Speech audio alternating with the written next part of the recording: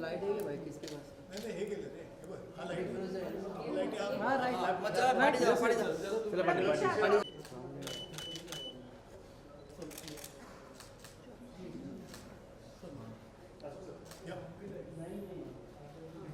साहेब यार इकडे थोडं पीछे चला अरे पीछे पार्टी आहे अश्विनी बघा ना अश्विनी पार्टी देत नाही सर इकडे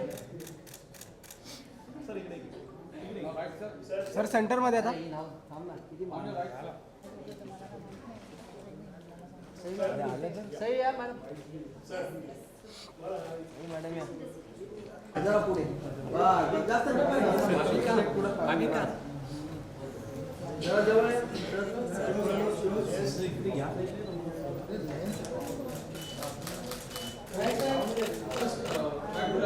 आम्हाला थोड़ा कैमरा पीछे हल्का सा right to left sir left one look this side sir ती इकडे तीनों क्या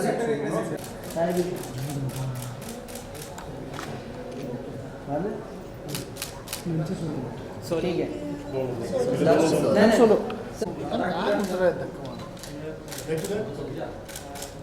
सर सेंटर आता सेंटरला थांबा सर सर परत टर्न या sir sir sir sir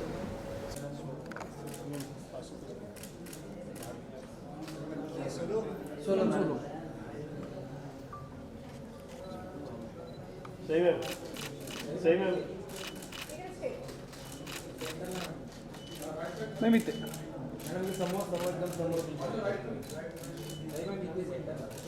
ma'am लेफ्टला ma'am one look this side ma'am सही समोर ma'am one look this side सही इकडे सही इथे समोर सही इकडे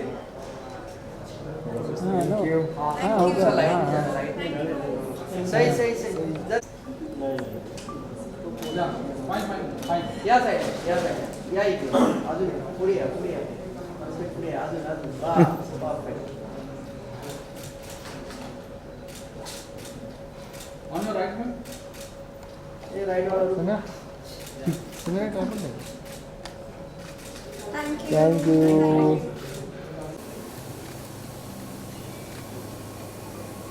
सही इथे राईटला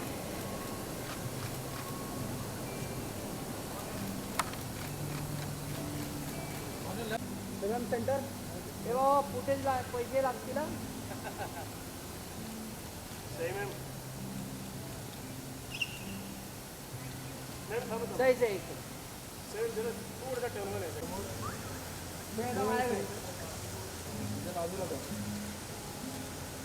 इथे सिटिंग चालू बघा कम्फर्टेबल असेल बघा कम्फर्टेबल असेल तो वन साईड त्या साईड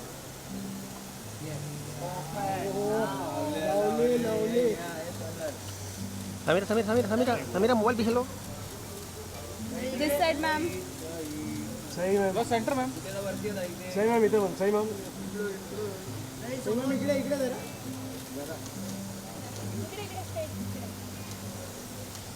साहेब या ना सही मैम सर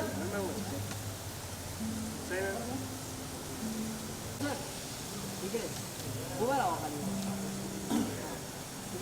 जरा पीछे से प्लेट सर या साहेब इकडे रोमॅन्टिक नाही आहे बाबा आपण त्याला left left your left sir so आता इकडे या सही साइड मैम अजून सो इकडे स्ट्रेट साहेब इकडे सर समोर माझ्याकडे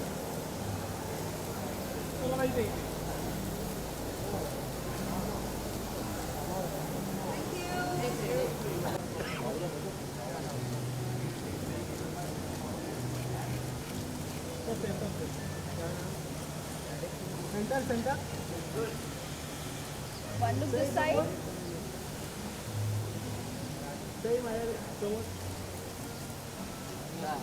Your left, sir. Yeah. Thank you, sir.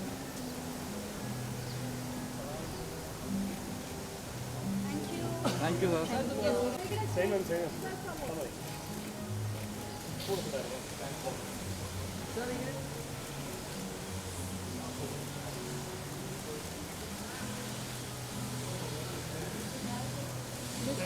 Nice poster.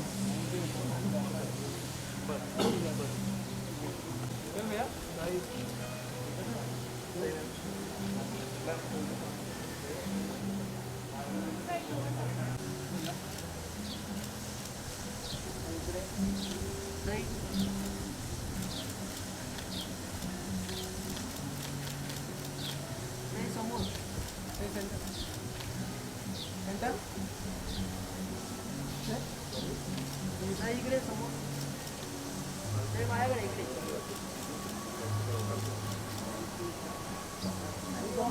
धन्यवाद थँक्यू सो मच धन्यवाद. So hi everyone, welcome to our channel and many congratulations for the series. Sir, firstly आपसे जानना चाहेंगे आपने सब सुपरस्टार्स को एक साथ लेकर आए हो और कह सकते हैं आपकी करियर का एक टर्निंग पॉइंट होगा और how was your experience with working with superstars. Turning point मतलब बिगिनिंग पॉइंट ही है. लेकिन मतलब ये इस सीरीज में ये लोग हैं ना कि इस सुपरस्टार्स है इसकी वजह से, ये अच्छे एक्टर्स है इसकी वजह से. तो हर कैरेक्टर के लिए मतलब सही के कैरेक्टर के लिए सही वाज वेरी एप्ट सभी. और मुझे पता है कि वो एक्टर उसके अंदर पोटेंशियल क्या है. आशु सर के साथ मैंने पहले काम कर चुका हूँ. वेंटिलेटर के वक्त में एसोसिएट डायरेक्टर था. और फिर Makarand and Sonali I have seen them. उनका बहुत सारे प्रोजेक्ट्स मैंने देखे हैं. तो उसके बाद मुझे लगा कि ये जो पर्टिकुलर रोल्स हैं उनके लिए ये ही आर्टिस्ट करेक्ट रहेंगे ना कि सुपरस्टार्स. ओके वेल सही मैम आपसे जानना चाहेंगे कितना चैलेंजिंग आपका किरदार है और हम देख रहे हैं अभी भी आपके टैटूज़ है और बहुत सारे आपने टैटूज़ भी बनाए थे आपके किरदार के लिए. थोड़ा सा वो जानना चाहेंगे आपके किरदार के बारे में. किरदार बहुत चैलेंजिंग था. Something that I have not done before. Look wise भी बॉडी लैंग्वेज हो या उसकी भाषा हो सब अलग था. ये तो बस एक्सटर्नल ब्यूटिफिकेशन है. असली ब्यूटी तो आपको 4 अक्टूबर से देखने मिलेगी क्योंकि बहुत लेयर्ड परफॉर्मेंस है. क्योंकि ये वेब सीरीज़ घूमती है ह्यूमन नेचर के कॉम्प्लेक्सिटीज़ के अराउंड. तो उतने ही सबके कैरेक्टर्स लेयर्ड है. मेरा भी लेयर्ड है. And I can't wait for you all to watch from 4 October. Binge watch करना प्लीज़. Yeah sure. सर आपसे जानना चाहिए एक ऑफिसर का किरदार निभा रहे हो. ऑल्सो आपने पहले भी मूवीज़ बहुत सारी डायरेक्ट किए. तो इस मूवी में आपने आशीष सर को कितना हेल्प किया हो. ये series sorry I am so sorry. So series में कितना आपने आशीष सर को हेल्प किया. ऑल्सो इस किरदार में आपके लिए क्या चैलेंजिंग पार्ट था. सबसे अहम बात है कि पुलिस फोर्स पे जब भी कुछ शो या कुछ फिल्म बनती है तो मेरे लिए वो ख़ास हमेशा एक उसकी ख़ास जगह है. क्योंकि मेरे पिताजी भी पुलिस अफसर थे तो मैंने वो ज़िंदगी देखी है. मैंने किस तरह से उन्होंने 24-24 घंटे काम किया है. ड्यूटीज़ होती थी तो पता है कि उनका कितना सैक्रिफाइसेस रहे हैं. तो पुलिस फोर्स के सैक्रिफाइसेस जो हमारे प्रोटेक्शन के लिए वो जितना करते हैं वो जितना भी हम उसको सराहें उतना हमेशा कम लगता है मुझे. तो जब एक पुलिस अफसर का रोल मुझे ऑफर हुआ और वो भी ऐसा पुलिस अफसर जिसके बारे में जिनका नाम मैंने सुना था लेकिन उनका कार्य मुझे पता नहीं था. और जब मैंने ये सुना कि रमाकांत कुलकर्णी जी ने इतनी सारी केसेस सब सॉल्व किए. उनका 100% सक्सेस रेशियो था और उस वक्त वो शेरलॉक होम्स ऑफ इंडिया इस किताब से जाने जाते थे. तो मुझे जब पता चला कि मैं महाराष्ट्र में रहते हुए मुंबई में रहते हुए मुझे इनके बारे में पता नहीं है तो अगर ये मुझे मौका मिला है कि ये मैं रोल प्ले करूँ तो पहले तो मैं भाग्यशाली हूँ कि ये रोल मुझे ऑफर हो रहा है. और अगर मैं इसे ये करता हूँ और ये अगर लोगों तक पहुँचता है तो बहुत ज़रूरी बात है. ताकि सिर्फ महाराष्ट्र ही नहीं, देश भर सारे लोग रमाकांत कुलकर्णी जैसे अफसर को सराहें, उनके बारे में जितनी जानकारी हासिल उन लोगों को वो अच्छा है। आशुतोष जी, मतलब आपने अपनी करियर की शुरुआत एज एन एक्टर की थी, डायरेक्शन में गए, वापस से एक्टिंग, ये जो सर्कल आप कंप्लीट कर रहे तो how do you feel about it? I feel very happy, simply because direction शुरू करने के बाद मैंने सोचा नहीं था कि मैं एक्टिंग के पास वापस जाऊंगा, क्योंकि एक प्रथा है कि जो डायरेक्टर बन जाता है उसको दूसरे directors as an actor cast नहीं करते। वो एक नॉर्म था उस टाइम, अब वो बदल रहा है। और इसलिए जब मुझे वेंटिलेटर में राजेश मापुस्कर ने कास्ट किया, या मुझे अभी समीर सक्सेना, अमित दुलानी, इन्होंने काला पानी में कास्ट किया, तो एक तो वो रोल्स बहुत अच्छे थे, उनकी जो दुनिया थी उस रोल्स की वो बहुत अच्छी थी, और मुझे एक्साइट कर गई। और मुझे हमेशा लगता है कि अगर मैं उस प्रोसेस को एंजॉय नहीं करने वाला हूँ, या वो जो जर्नी अगर मुझे पसंद नहीं होने वाली है, तो फिर वो काम करने का मतलब नहीं है। So when I got offered to play Ramakant Kulkarni by Ashish Bende, जिसकी पहली फिल्म मैंने देखी और मुझे बेहतरीन लगी, उसको इतना अवार्ड्स मिले वो तो दूसरी बात है, लेकिन फिल्म बहुत ही दर्जेदार है और बहुत बारीकी से उसने बनाई है। और वेंटिलेटर में मैंने उसके साथ काम किया है because he was associate director that time. तो मुझे लगा कि एक ट्यूनिंग जो हमारी हो चुकी है, वो शायद इस फिल्म में उसका फ़ायदा होगा। मैं निश्चिंत रहूँगा कि I am being directed by Ashish. तो I naturally said yes because there were too many tick boxes that were going towards a yes. Also sir, you know, आपने कितना रिसर्च किए हैं और इस किरदार के लिए कितना प्रिपरेशन किए हैं, कितना आपका होमवर्क था इस किरदार के लिए? You know, English में कहावत है ना, you get food served in a plate. So this is like a project that got served to me on a plate. Because इसकी बुक रमाकांत जी ने खुद लिखी थी, डिटेल्ड अकाउंट है, Footprints on the Sands of Crime, जिसके ऊपर गिरीश जोशी जी ने उसका पूरा स्क्रीन प्ले लिखे, 8 एपिसोड। तो उन्होंने 2-2 साल, 2.5 साल उस पर काम किया है, उस पर मेहनत की है, और सारी डिटेल्स उन्होंने रिसर्च कर दिया था। अब वो ऐसा है कि जब हम एक शॉप में जाते हैं, दुकान में जाते हैं, और हम वहाँ पे जैकेट खरीदते हैं और जैकेट पहन लेते हैं, तो उसी तरह मेरे लिए सिर्फ ये रमाकांत कुलकर्णी का रेडीमेड इन्होंने जैकेट बना दिया था, मुझे पहनना। इस केस में जैकेट नहीं कहूँगा, इस केस में uniform. Also recently you met Sharad Pawar sir, और 1973 का भी आपने फोटो डाला है और रिसेंट फोटो भी डाला है। How was your experience meeting him, और क्या कुछ मूवी को लेके आपकी बातचीत हुई, थोड़ा बहुत बताओगे? It was a wonderful experience, but I think ये जो इसका जेनेसिस है वो आशीष ज़्यादा जानता है। तो मीटिंग तो हमारी बहुत अच्छी हुई, and I was happy to meet him and he gave us best wishes. वो बहुत खुश थे कि मैं रमाकांत जी का रोल निभा रहा हूँ, तो उसके लिए उन्होंने बेस्ट विशेस दिए। लेकिन उस मीटिंग में कुछ मज़ेदार बातें हुई जो आशीष आपको बताएंगे। Please sir. रमाकांत जी और शरद पवार जी के बीच में एक अच्छे मैत्रीपूर्ण संबंध थे, लेकिन ये मुझे पहले पता नहीं था। ये रिसर्च के वक्त हमने ये बात चाल ली थी, और उसके पहले भी जब रमाकांत जी के वाइफ से हम मिले थे, उनकी फैमिली से जब मिले थे, तब हमें पता चला था कि शरद पवार जी के वो बहुत ही चहेते ऑफिसर थे। और उन्होंने ही 72 में ये मानवत का केस सुलझाने के लिए उनको वहाँ पर भेजा था मानवत। तो ये सब सीरीज़ ख़त्म होने के बाद हमने कहा कि चलो एक चांस लेते हैं, उनके दोस्त के ऊपर अगर एक सीरीज़ बन रही है तो पूछ के देखते कि हमको आपसे मिलना है। तो उन्होंने कहा आ जाओ, तो हम लोग गए। तो हमें तो लगा था कि 3 मिनट या 4 मिनट हमें बात करने को मौका मिलेगा, लेकिन हम जब बैठे तो आधे घंटे तक हमारी बातचीत चली। उन्होंने पूरी मानवत की कहानी हमें बताई उनके नज़रिए से, और उन्होंने बहुत ऐसी छोटी छोटी चीज़ें हमें बताई कि जो शायद हम नहीं जानते थे। और ऑफ कोर्स मतलब उनको हम इनकॉर्पोरेट नहीं कर पाते इस सीरीज़ में, लेकिन I was shocked to see like कि उनको इतना ज़्यादा याद है अभी, मतलब आफ्टर 50 ईयर्स ऑलमोस्ट अभी तक उनको ये याद है। सर आपको सॉरी बट जिस तरह उन्होंने बताया उनकी उनके बारे में, आपको लगा कि आपने सीरीज में कहीं ना कहीं कुछ चीज़ें मिस कर दिए हैं? नहीं, कुछ चीज़ें हमने सीजन 2 के लिए रखी है। ओके, ये सब सीजन 2 में यूज़ हो जाएगा। Oh that's great. सही, आपका मतलब किरदार जो है रियलिस्टिक, कहानी पूरी रियलिस्टिक है, तो आपके लिए कितना चैलेंजिंग था वो पूरा सीन रिक्रिएट करके हम जो दर्शक हैं उनको उनमें दहशत फैलाना, कितना चैलेंजिंग था आपके लिए? एक्चुअली समेंद्री का काम दहशत फैलाना नहीं है, वो it's just a reflection of who she is, और वो ऐसी क्यों है ये जानने के लिए आपको सीरीज़ देखनी पड़ेगी। अगर मैंने अभी कुछ बोल दिया तो वो आउट ऑफ कॉन्टेक्स्ट हो जाएगा, तो मैं ये रिक्वेस्ट करूँगी कि आप सीरीज देखें और फिर जाने की वो why she is how she is. There are lot of regions.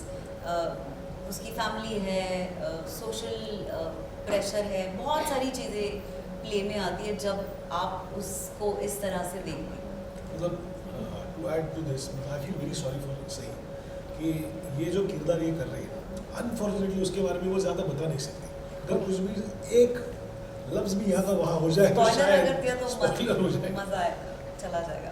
Ma'am आपसे जानना चाहेंगे सोनाली कुलकर्णी जी का ऑन स्क्रीन आप सिस्टर का किरदार निभा रहे हो, और सो ये जानना चाहेंगे रियल लाइफ में फ्रेंडशिप या सिस्टर कनेक्शन कितना है आप लोगों का, और क्या आगे देख सकते हैं? सोनाली जी को हम मतलब मैं अन्नपूर्णा बोलती हूँ क्योंकि वो कई बार हमारे, मैं कॉमेडी शो करती हूँ जज, तो कई बार वो भी बगल की कुर्सी पर बैठी हुई होती है, तो हमारी एक तरह से जोड़ी है. और वो जब भी आती है खाली हाथ कभी नहीं आती है, तो हम सब उन्हें अन्नपूर्णा बुलाते हैं. और अन्नपूर्णा अगर बहन हो आपकी तो सोने पे सुहागा है. मज़ा ही आ गया उनके साथ काम करके. वेल लास्टली आप जाते जाते फैंस एंड व्यूवर्स को क्या कहना चाहोगे सीरीज़ के बारे में? ये बहुत दिल से बनाई हुई एक सीरीज़ है. इसमें बहुत अच्छा मैसेज हम देने की कोशिश करें, लेकिन एट द सेम टाइम ये बिंज वर्दी है. एक मराठी लैंग्वेज में इस तरह का कंटेंट अभी तक आया नहीं है, और इसे सिर्फ मराठी मत समझिए. मेरे हिसाब से ये नेशनल लेवल में कम्पीट कर सकती है. नेशनल लेवल के लिए बनी हुई सीरीज़ है, उसको हमने अलग अलग भाषाओं में जैसे कि हिंदी, तमिल, मलयालम और बंगाली में भी डब किया है. तो इन सभी लैंग्वेजेस में अवेलेबल होने वाली 4 अक्टूबर से. तो प्लीज़ इसे देखिए और इन लोगों के काम के लिए देखिए. आशीष, आप मतलब आशुतोष जाने माने निर्देशक है, इंटरनेशनल लेवल तक पहुँचे हैं. किस तरह से आपने उनको निर्देशित करते हुए कितने चैलेंजिंग रहा आपको, क्योंकि उनकी खुद की बहुत इनोवेटिव आइडियाज़ है, हालांकि काफ़ी साल से हम देख रहे हैं बहुत ही टैलेंटेड डायरेक्टर है, तो कितना चैलेंजिंग रहा आपको उनके साथ में काम करना, उनको निर्देशित करना? चैलेंजिंग मतलब एक तो वो उनके अंदर जो डायरेक्टर है उनको वो घर पे छोड़ के आ रहे हैं जब ही इज़ एक्टिंग, और इसके वजह से, और ही ओबेज लाइक जो भी मैं उनको बता रहा, अगर उनको कुछ एक आध चीज़ अगर ऐसे लगे कि ये थोड़ा अलग हो सकता है तो वो बहुत मॉडेस्टली बता देंगे. अगर वो मुझे पसंद आ गई तो मैं उसको रखूँगा, और अगर उसके बारे में मेरा कुछ अगर काउंटर आर्ग्यूमेंट होगा कि नहीं सर मुझे लगता है ऐसा है, तो ये sir okay let's go it. तो मतलब ये चैलेंजिंग नहीं था, लेकिन एक चीज़ बताता हूँ कि जब शूट होता है तो ये आते थे, मॉनिटर पे देखते थे, और शॉट होने के बाद अगर कुछ शॉट्स में ऐसा हुआ है तो उन्होंने देखा कहा सुपर, तो वो super is enough for me. Lastly sir आप और मैम आप क्या कहना चाहोगे फैंस एंड व्यूवर्स को? 4 October, mark your calendars now. Ashutosh ji, मैं तो हमारे जितने हिंदी भाषीय ऑडियंसेस हैं जो ये शो देखेंगे, मैं उनसे ये कहूँगा कि प्लीज़ ये शो देखें, बिकॉज ये अगर आप वो देखते हैं और अगर ये शो नेशनल होता है तो मराठी जो भाषा है, मराठी लिटरेचर जो इतना रिच है, एंड मराठी लिटरेचर में इतना सारा साहित्य पड़ा हुआ है जिसके बेसिस पे वेब सीरीज़ बन सकती है. तो ये पहली वेब सीरीज ऐसी होगी Manvat murders, which is going to start this trend. तो अगर आप देखते हैं और आपको पसंद आती है तो it will help Marathi web series to begin again in a big new way. Ashutosh ji, आपकी फिल्म लगान ऑस्कर में जा चुकी है और आपको काफ़ी एक्सपीरियंस है. अभी लापता लेडीज़ भी जा रही है, तो क्या कहेंगी इस बारे में? एक्चुअली ये सवाल इस मानवत मर्डर्स के बाहर का है. हाँ, फिर भी एक आपका रिएक्शन जानना चाहेंगे, in case if you are willing. Signed comments. Thank you so much. Thank you and all the very best. Thank you. Thank you.